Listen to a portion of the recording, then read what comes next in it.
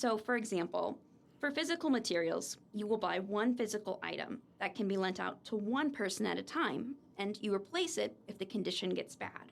However, digital items don't come in with these built-in kind of limitations, as we know from our experience with websites and downloading from websites. Technically, digital items will never get worn out from overuse, and they won't need to be replaced in that way. And it's possible for multiple people to view them or access them at once.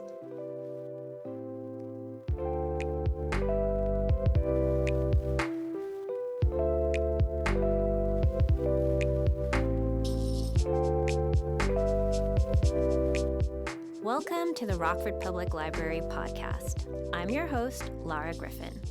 We often think of libraries as holding tactile physical books. Do you know that you can check out audiobooks and ebooks from the library? I must admit that I was a late adopter to audiobooks. Now I digest audiobooks like candy. If you like listening to podcasts, maybe audiobooks are for you. Another of our electronic resources that we have are databases. If you are wondering what that is, our guest today will tell you about it and how the library can save you money. When I have questions about databases, ebooks, and audiobooks, I look for Katelyn, who is the RPL digital content specialist. Today, we will talk about some of the technologies that the library has to offer. Welcome, Katelyn. Thank you, Laura. I'm so excited to be able to talk about this. This is something I'm really passionate about. So for people who don't know who you are, would you introduce yourself and share a bit about how you got here? Sure. So my name is Katelyn. I've got my master's in library and information science. When I was younger, like many other librarians, I loved to read. I would read all the time. And so people would always say, wow, you're going to grow up and be a librarian. And it was to the point where I was like, there are other aspects of my personality besides liking books. But I did become a librarian, so I guess they were right after all. So let's dive in. So what are, for me, looking back, I had no idea what an ebook or an audiobook was, and it sounded really complicated. And it wasn't until I started working here at the library that I understood what they are. So if you could give us a quick description. So the quickest description is that ebooks and e-audiobooks are the digitized versions of the physical books and the sound recordings that you used to get on CD in the library. That's the quick definition. The more complicated definition is actually what we're purchasing is a license. So, for example, for physical materials, you will buy one physical item that can be lent out to one person at a time, and you replace it if the condition gets bad. However, digital items don't come in with these built-in kind of limitations, as we know from our experience with websites and downloading from websites. Technically, digital items will never get worn out from overuse, and they won't need to be replaced in that way.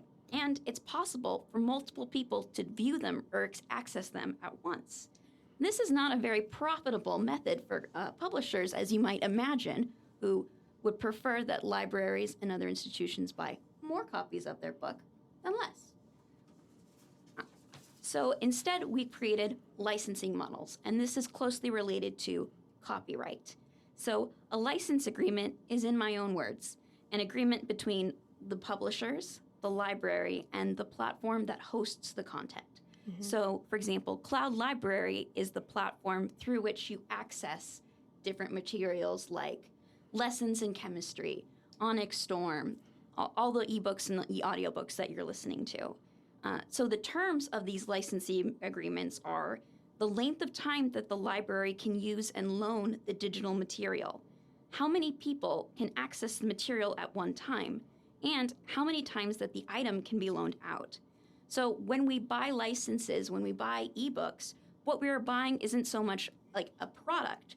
What we're buying is access to an existing product with agreed upon restrictions on that.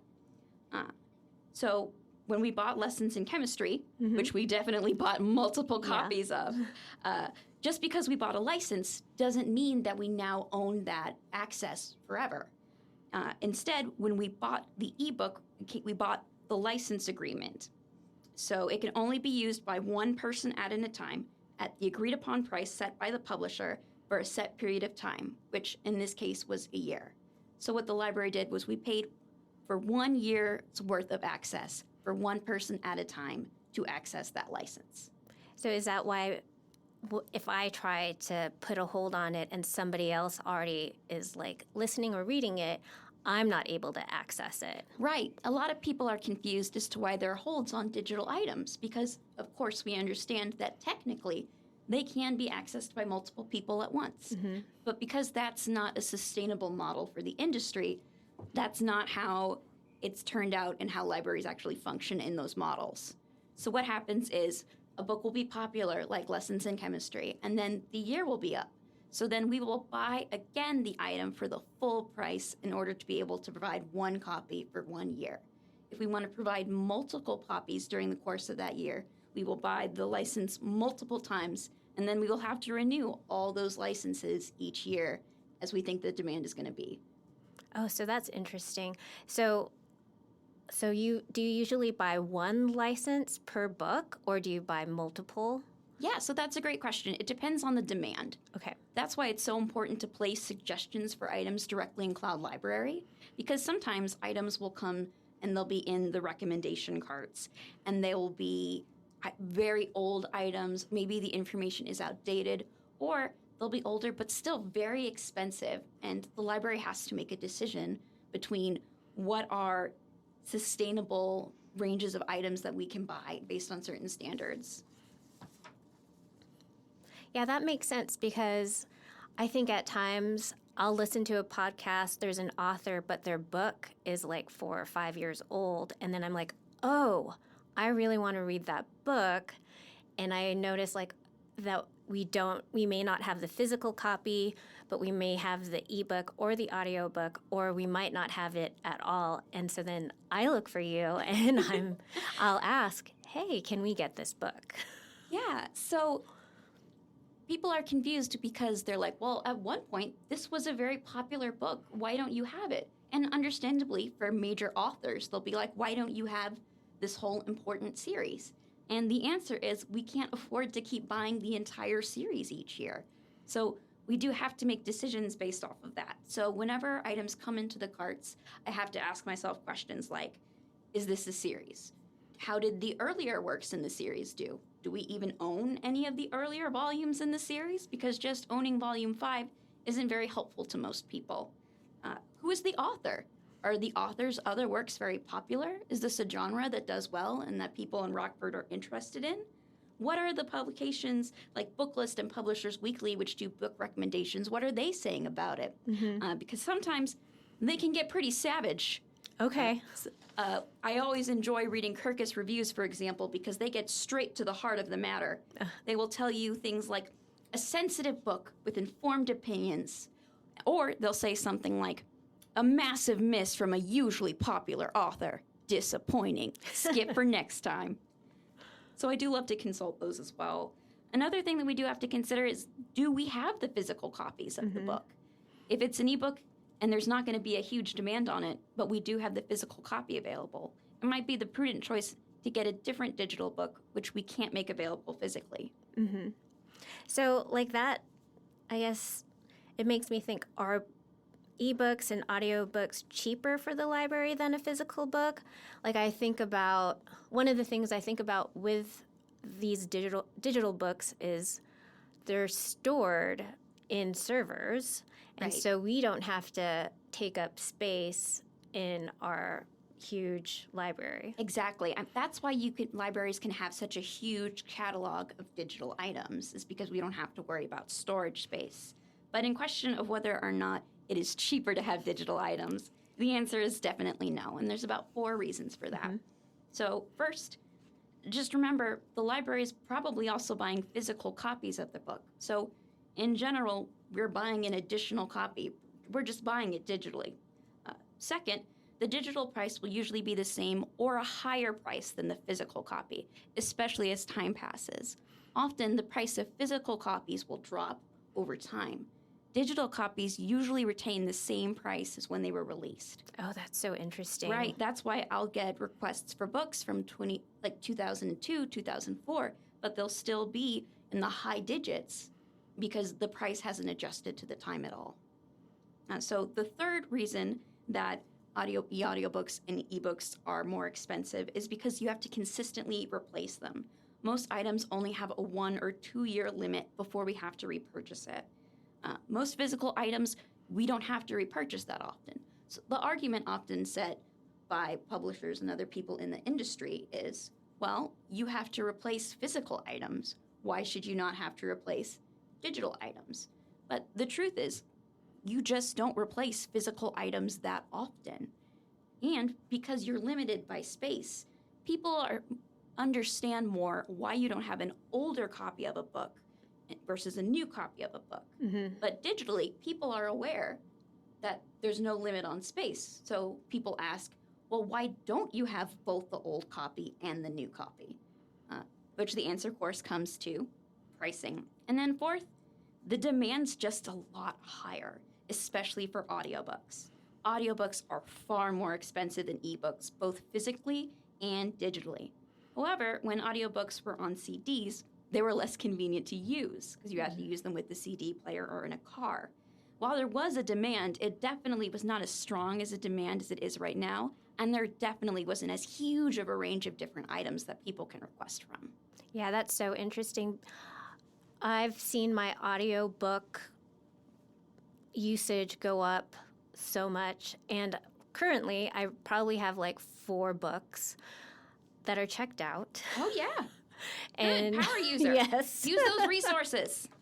Saving a ton of money, of course. Exactly. And I think that's so interesting about the demand. And I bet, like, when movies come out about, like, a lot of our movies are from books. Oh, yes. That's a huge thing. I know Cloud Library and Overdrive does a good job of making spotlight collections, which we also try to put on Cloud Library to make sure that people can see. Mm-hmm. And again, publishers are very aware that it's being driven from the movie. So you can usually tell because they'll change the cover to be closer to like the media adaptation. Mm-hmm. So interesting little tricks like that. So we've talked about Cloud Library, which is a platform for ebooks and audiobooks, and Hoopla as well. You can get ebooks and audiobooks from there. So what are the difference between the two? I have both because that's what comes with our library card. We can have access to both.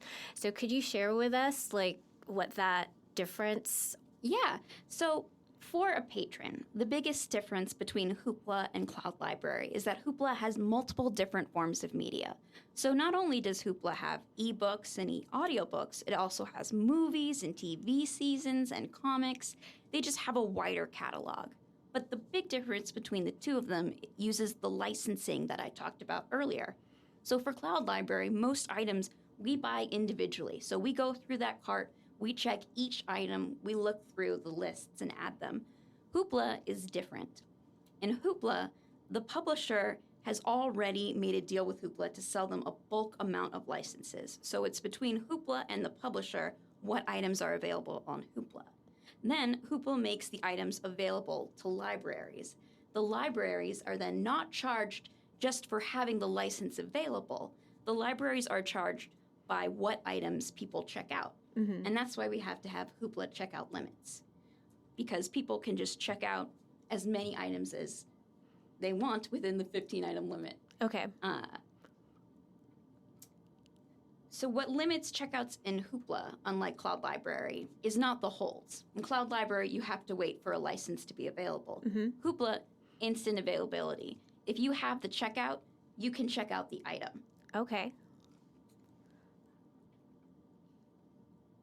The big benefit to Hoopla is because we're not paying by title, we can offer a much bigger range of different items than we would if we were using just the Cloud Library model. Mm-hmm. It is confusing that you have to go between 2 different apps, Mm-hmm. but the benefits of it make it worthwhile for the library to invest. Okay. Yeah, I'm a Cloud Library girl. My kids, I like that for my kids, there is a Hoopla Kids that's available, so it kind of restricts their ages of what they can check out. I enjoy that as well. One of the other things I really like about Hoopla is you can buy will check out season passes, and you can check out what they call binge passes. So, for example, we have the Hallmark binge pass. You can get access to hundreds of Hallmark movies, but just with one checkout. So even though you've got 15 checkouts, and with one checkout, you can watch hundreds of movies. So for patrons, it's a great deal. Yeah, that's awesome. So I was just thinking, what is the average cost of a book that's being checked out and a cost of like a movie? Yeah, so it's going to be different on Hoopla and Cloud Library, because for Hoopla, we're just being charged for the one use, and on Cloud Library, we're being charged from the wide range of uses that could be used. So for Hoopla, usually one checkout will cost the library about $3. Okay. Which doesn't sound like much. But when you think about each person usually checks out about 5 to 10 items, I would say, which is workable. But as we get more people involved in our services, which is a wonderful and the goal, and more people should do it, yes, it does end up costing the library more money. Yeah. That doesn't mean we'll stop using Hoopla, but it is something that we do have to consider. Yeah, and just a reminder, like the library gets charged. Those who have a library card do not get charged. Oh, yes. I mean, that's the main benefit of the library. Correct. Yeah. And I have family who are out of state, and they use Libby, and sometimes I get phone calls about Libby, like, why don't we have Libby? Just kind of curious. And Libby's like a Cloud Library or a Hoopla. Yeah, so Libby's owned by a company called Overdrive. So the library actually originally had Libby, and we enjoyed using it, but they began charging us a large platform fee. So not only were we being charged for purchasing the licenses, we were also being charged just for being on the platform and maintaining it. Oh, wow. So that's actually pretty standard. What upset us was the cost of the platform fee, which we felt was not fair, relevant to our actual usage. Meanwhile, Cloud Library offered us a much better deal where there would be a much, much smaller platform fee and offered to help us transfer all of our licenses onto Cloud Library. By making that choice, we were able to buy a lot more digital items, which at that time was crucial because we really didn't have a catalog yet. This was the time that we really needed to invest that money into buying new titles. So that was why we originally moved to Cloud Library. I will say the library always is listening for what patron wants are and what their preferences are. So if it turns out that most people now really want Libby in terms of Cloud Library, maybe like you said, they have a family member who's also used it and they find that it's more intuitive, the best thing that you can do is tell the library staff or fill out a form saying that that's what you prefer, and we'll definitely take considerations into account. Yeah, that's great. Sounds like we have a great relationship, though, with Hoopla and Cloud Library anyway. So there's another thing that the library offers electronically are databases, and it's another way that library patrons can save money. So you are the queen of the databases. Unquestionably. I rule alone. So can you, I just started a Udemy. Oh, Udemy, yeah. Udemy, yes. I heard the creator literally came online and was like, I've heard it both ways. Please stop arguing. So. And I have just started like taking a Google Analytics class. So Udemy is great because it offers so many different classes and skills that usually you have to pay a lot of money to get a qualified professional to teach you. So the library is really happy to subscribe to that platform so that people can experience all these different skills. And the reason we picked Udemy in particular was because they had a lot of skills that relate to jobs and upskilling. So there's a lot of stuff about digital marketing, about real estate, about learning different languages. There are some things that are about like personal enrichment. A big thing that I see are tips for dealing with anxiety, for time management, for giving speeches, as well as long and detailed courses about how to do, like you said, statistics and analytics, but also how to do common programs like Microsoft Word and Excel and to make the best of them.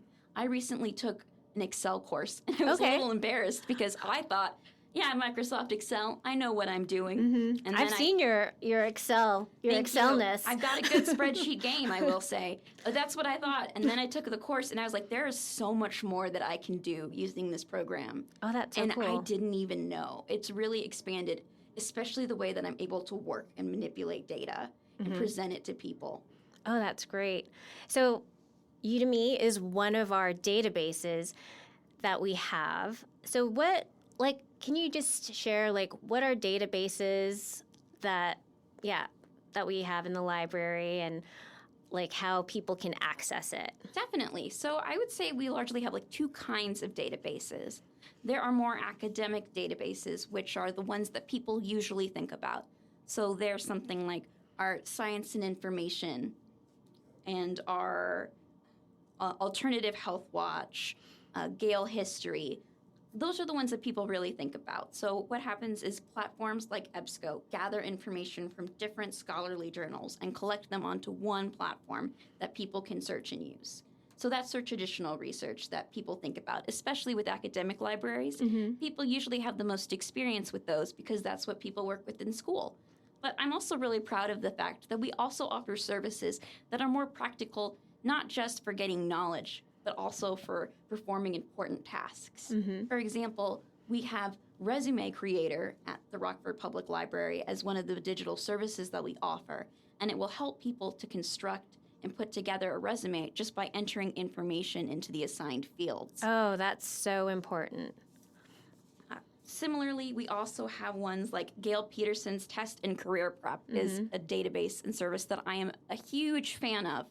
Not only does it cover a wide variety of different kinds of tests, so you might hear Test and Career Prep and think something like, oh, the ACT, the SAT, more traditional tests, and they definitely have those, but they also have different certifications exams, especially for vocational skills. So not only are there test preparation materials for graduating high school or the GRE, there's also stuff like going into real estate, going to be a postal worker, all the books that you would need to purchase, and all the the test practices that you would purchase and can become quite expensive, you can get for free through the library. Wow, that's awesome. I am thinking about my high schooler who is wanting to start, practicing for SATs and the ACT. So you just said some keywords to me that make me go, oh. Because often, they'll have promoted to them these big physical copies. I certainly remember going to study at a local restaurant with my friends, and we each had 5 different study books that cost us so much money. And it's so nice because we can provide that, and you can get that experience and that practice, but without having to pay an exclusionary cost. Oh, that's great. So for you, how many databases do we have, and how do you choose them? That's a fun question. So we actually have over 100. Wow. Okay. There are some databases that are tucked within bigger databases, but if we don't look at those, there are over 100. So that's very exciting that we have. So usually for database selection, what will happen is a vendor will creep into my email going like, hey, I saw that you had our math program. Why don't you get our history program as well? And then I'll go, thank you for your offer. I'll take it under consideration. And then I start doing some research. So first you ask the basic questions, the who, what, when, and why. What is this database? Who is it for? The basic details that I introduce. And then I ask questions like, okay, but does anyone actually need this? Is there anyone in our community who fits the need for this database? And does that fit the price? For example, I get a lot of different databases sent to me to be promoted. Then some of them, looking forward immediately, I can tell that it's not for us. Okay. For example, there was one that was like exclusively Latin opera for a very high price. And you know what? There is someone out there who is so excited that that database is available. But at that price point and at the usage we expect from the community and the value that it offers, it's probably not for us. Yeah. So the other questions I ask, besides what content is on the database, is also how usable is this database? I find that what really sets them apart are the ones that were constructed with the user in mind. So they ask questions like, what buttons can people see easily? What organization menus work with the way that people's brain think? Can different kinds of people open this database and know how to work it and feel comfortable. That's something that's very important for me because it's a big thing that makes people feel like they can't use the library if they're too exclusive. So I really like ones that are accessible and approachable for people at all levels. That's one of the things that we really look for. Yeah, that's huge. Just thinking about that, just the intuitiveness, the usability, because even just first getting into the database and right, that can be overwhelming the first time that you do it. So there are different ways that you can get to our databases. Okay. But the best way is through the main website, rockfordpubliclibrary.org. And then you go under research, and then there's a big list called A to Z list of databases. And I find that that's the easiest way. But you can also search by topic or by format, and that's another really good way to look to get to what you're looking for. For example, we have people who know that they're there because they want a website about genealogy. Ancestry and Heritage Quest are very popular for that. So a person can just go to research, find the genealogy tag, and then look at the databases under there. I like the A to Z one because it shows the full list of what we have, and I think it's fun to look at. But definitely clicking on one of those. The key is it is free and accessible for everyone with an active Rockford Public Library card. So sometimes people will have trouble, and all they need to do is get their card renewed, and they'll be fine. An important thing to remember is because of the licensing agreements we have with the publishing companies, reciprocal cards aren't able to use the electronic databases. And that's not because we want to leave out reciprocal card users. It's because the way that the licensing contracts work is so that when a library buys it, they can only make it accessible to their particular patrons, and that's in the legal contract. Oh, I always wondered that, so that totally makes sense. Yeah, we want to make it as, our perspective is we want to make it as available to people as we can, but of course we have to honor our agreements. So with the databases, what are the top 5 that patrons can use to save money? Okay, well, I was going to say one of the top most used ones is Newsbank. Okay. And I'm going to promote that one because news is such a big topic these days. Yes. And news subscriptions can cost quite a bit of money, especially if you want to go to multiple different sources. Newsbank, you can get access to newspapers from all over the world. So not only can you get access to ones that are in the Midwest or the coasts, you can also get international newspapers from overseas, and you can get them translated into English. Oh, that's so cool. It's a great value.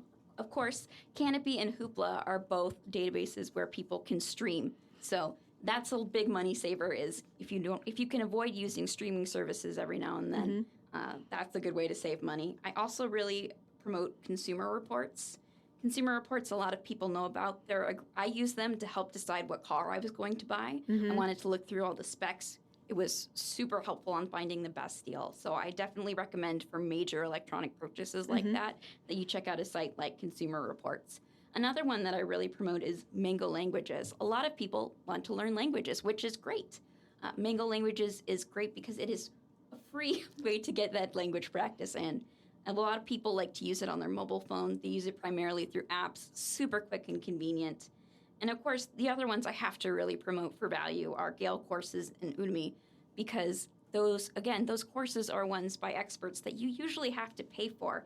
But the skills that you can gain by taking those courses and committing to that time, which can be as short as an hour or as much as 40 hours, depending on the course, the benefits that you can get are definitely worth the time cost. And the fact that you can do it without having to spend money is huge. Yeah, that is such a huge savings. And you can also just look through them and then decide whether you want to use it or not. And then because I've noticed that there are different teachers for the same subject. Oh, there's multiple different teachers, which I always appreciate because different teachers have different styles, and some of them you click with and some of them you don't. I also appreciate their commitment to having different language translations available.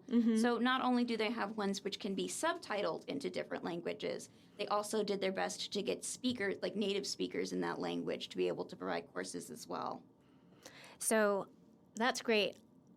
Can you say the top 5 again for saving money? Certainly. So Consumer Reports, Newsbank. I'm going to group Canopy and Hoopla together. Yep.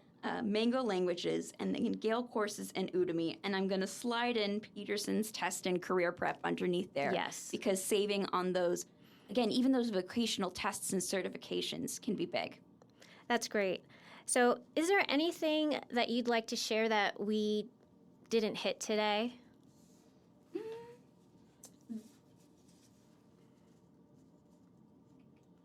I guess the biggest thing is, again, about patron requests. Mm-hmm. So we do everything in our power to try to fill as many patron requests as we can, because that's our job as the library. As the audiobooks have grown more popular, the costs have risen dramatically as well. While the library has more access to digital materials than ever before in various forms and formats, the demand is not only larger, but it's also the range of what is available is bigger. And especially since it's so easy to request and to read the digital materials, people request them more often since they don't have to take a trip to the library each time, which is wonderful and exactly what we want for people to use the convenience of the library. It just means that sometimes we have to be strategic about what we purchase. Some requests might not be able to be filled, and that's why we really encourage people to place suggestions directly through Cloud Library so we can see that demand and get that title to you faster. That's awesome.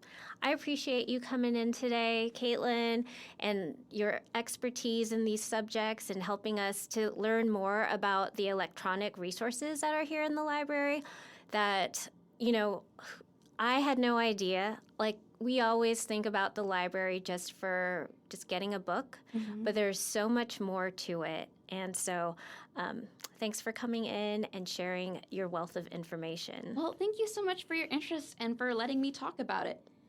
So, hey, everybody, just remember, go get a library card so that you can get access to these databases, your ebooks and your audiobooks.